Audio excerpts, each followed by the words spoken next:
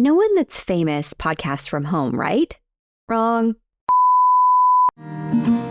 Hi, I'm Glennon Doyle. I'm so grateful to be here and so very grateful that you've come to join me. This is the first episode of We Can Do Hard Things, which means this is the first time I've ever done this. So let me set the scene for you. I'm sitting here at home in Naples, Florida, in my office in front of this fancy microphone that I really hope is working. It's early in the morning, and my wife, Abby, and the 3 kids are still asleep. I'm in my PJs, and I've got a huge mug of steaming hot coffee, which is my favorite thing. My second favorite thing, my bulldog, Honey, is sleeping at my feet. We are broadcasting live. This is my office. Hello, world. So everyone knows we're in a what would be described, I guess, as an attic that's been converted into a little room above a garage of a house that we are at the end of the North Pole trying to move into, and it's shaped oddly. Well, here's the thing: you and I have different ideas about nesting and how to welcome someone in here. For me, I would probably get the wood chips off the ground. Mm-hmm. I would vacuum the carpet. I would possibly take all these like loose cords, this like open live electrical system. Yeah. So guys, there was a wall in here and it really cut into the open space. So I tore the wall out with my own 2 bare hands, which I'm just saying, if you're going to be inviting people here to your podcast, you have to have a door on the bathroom. Inarguable. Right. And if you have a guest up here, let's say Robert De Niro does your podcast. Yeah, he likely will. Yeah. He's not going to want to go to a toilet that, first of all, I can see into right now. You have to put a curtain on that. If you recognize any of these voices, it's more than likely because you've heard of them before. You just heard Glennon Doyle in her podcast, We Can Do Hard Things, Joe Rogan from the Joe Rogan Experience, and Dax Shepard from Armchair Expert. And one thing these people all have in common, besides being famous, they podcast from home. Don't believe me? Joe Rogan often shared early on that he was recording from home. And just a quick Instagram search, and you'll see Glennon and her wife still recording from a bedroom. These people are podcasting from home, and you can too. Thank you for joining me today. I'm Jamie Kennedy. I started this podcast to show you that creating your own podcast is entirely achievable. With just my Rode Podcaster mic and a cup of black tea, I bring you the best tools and techniques I've meticulously researched and tested, ensuring no guesswork on your part. For a comprehensive list of the equipment and software my clients use, head to my website and grab the free Start a Podcast guide. I've condensed months of research into this guide, offering you the industry's best choices. Download it today. The link is in the show notes. Now let's jump into it. How to build your brand by podcasting from home. So the question we're honing in on today is, can podcasting from home build your brand? Let's review some stats. Before Joe Rogan ventured into podcasting, he was primarily known as a stand-up comedian and actor. While he had a successful career in comedy, his brand was primarily associated with his performances and appearances on television shows like Fear Factor and News Radio. He had a fan base, but was not widely recognized as a thought leader or influencer in specific fields. But after he started the Joe Rogan Experience podcast, Joe's brand underwent a remarkable transformation. The podcast started garnering millions of listeners per episode, offering Rogan the ability to connect with a much larger and highly engaged audience. His brand started to extend well beyond traditional entertainment. The long-form format of his episodes allowed him to have genuine, deep, and unscripted conversations, and the authenticity became a hallmark of his brand, and he was celebrated for his thought-provoking discussions. Also, by featuring guests from a broad spectrum of backgrounds and perspectives, Rogan's brand became associated with diversity and inclusivity. He also clearly turned his podcast into a successful business venture. Exclusive licensing agreements like the one with Spotify brought significant financial success and highlighted the podcast's role as a business platform. This shift in his media presence significantly expanded his brand in so many ways. Jumping deeper into the health and fitness industry, Ben Greenfield. Hey, podcast listeners, this is Ben Greenfield. Before launching his podcast, Ben had already established himself as a respected figure in the health and fitness industry due to his background as a personal trainer, nutritionist, and author. He was known for his expertise in areas such as biohacking, exercise science, nutrition, and optimizing physical performance. However, it was his podcast and online presence that significantly expanded his reach and made him more well-known in the broader health and wellness community. His podcast allowed him to share his knowledge, insights, and interviews with experts in a long-form and accessible format, attracting a larger and more diverse audience. This increased visibility helped solidify his reputation as a thought leader and influencer in the health and fitness space. Now, before you say it's too late because these people started podcasting when it was unsaturated, let me be the first to tell you it's not too late. Okay, I'm just going to share some quick math with you because I think it might help better understand just how unsaturated this medium is. So, there are roughly 3 million podcasts out there. This is give or take podcasts you'll find exclusively on one listening platform or another. 21% of those podcasts have posted an episode in the past 90 days, which means 630,000 podcasts are posting episodes consistently. Now, let's compare that to YouTube, Instagram, and TikTok. YouTube has 38 million active YouTube channels posting consistently. Instagram has 95 million photos or videos being posted daily. And TikTok sees 34 million videos posted daily. We're talking about daily. To compare, let's go back and review. There are only 630,000 podcasts that post daily, weekly, biweekly, or monthly, and yet every other channel has millions of people posting daily, regularly. And yet, podcast listenership continues to rise and is in fact considered to be the fastest growing medium in the world. In 2019, there were about 275 million podcast listeners globally. And in 2023, that number has shot up to 464 million. That's a massive audience. The point of what I'm trying to say is podcasting is not saturated. You're still in the early days.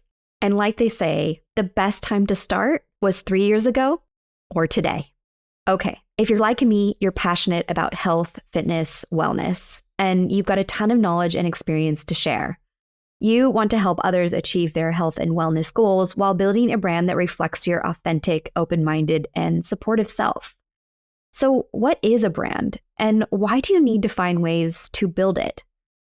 Perhaps in the past few years as well, you've been hearing a lot about why you need a personal brand and a professional brand.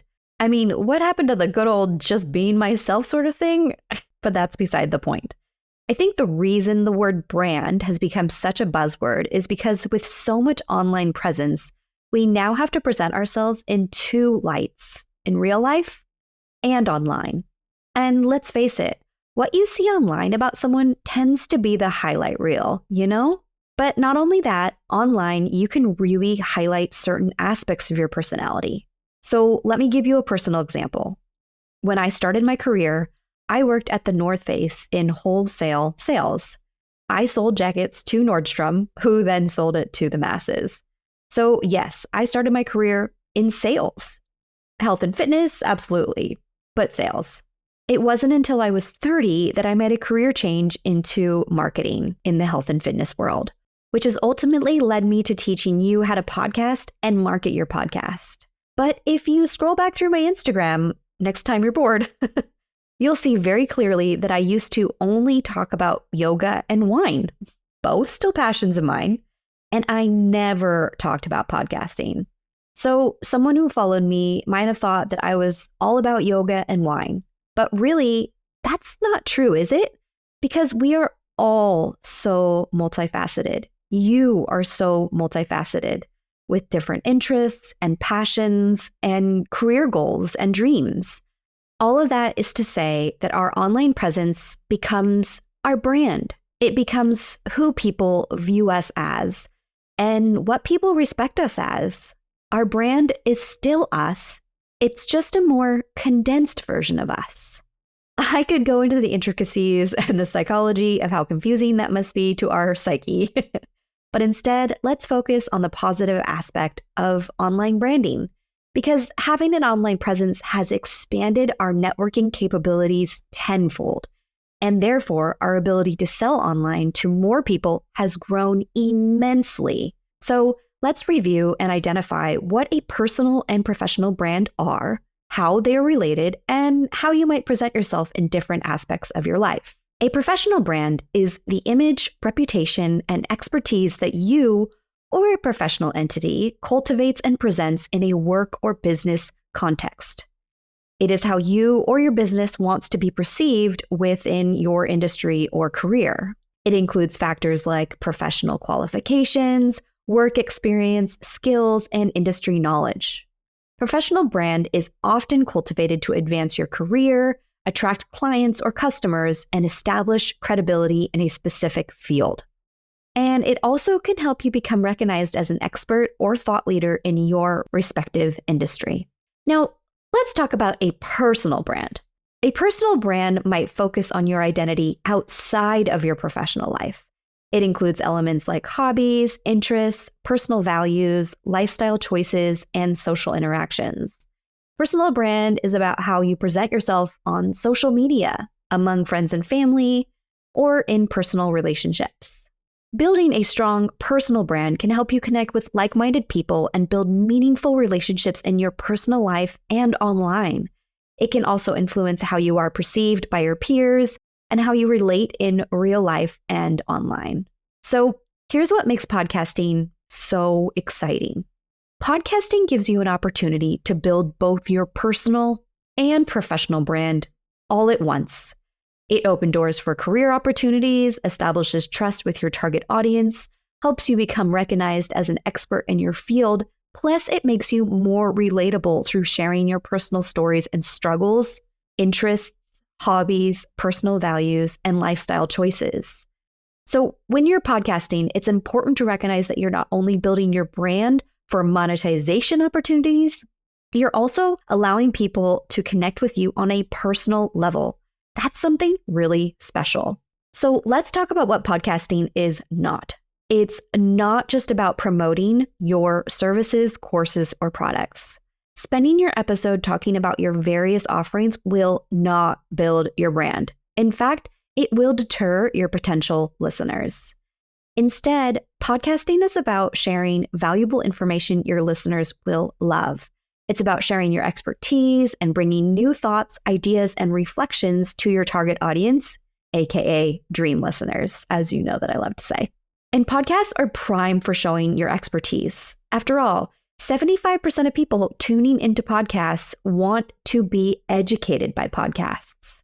Now, on a podcast, you're not just another voice in the crowd or a quick 30-second attention moment as they scroll through their Instagram feed.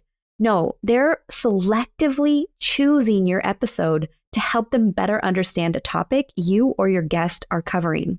You're a destination for them, meaning they're showing up to listen to you proactively, not reactively like they would be doing if they were scrolling through their Instagram feed. And the reason they're so willing to do this, to find you on the podcast listening apps and press play, is because you're providing them incredible value.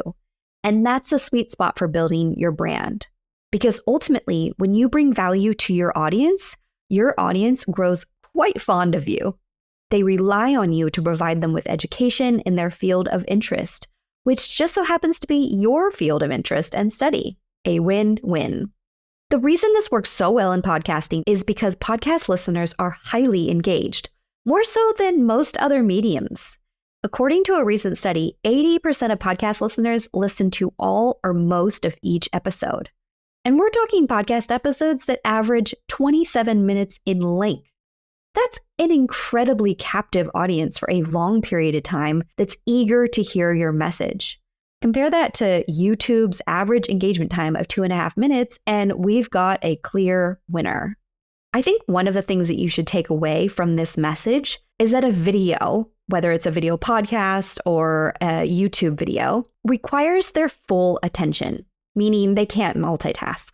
But with an audio podcast, it's said that a majority of podcast listeners are multitasking, whether they're on their commute, driving, cooking, going for a walk, going for a run at the gym.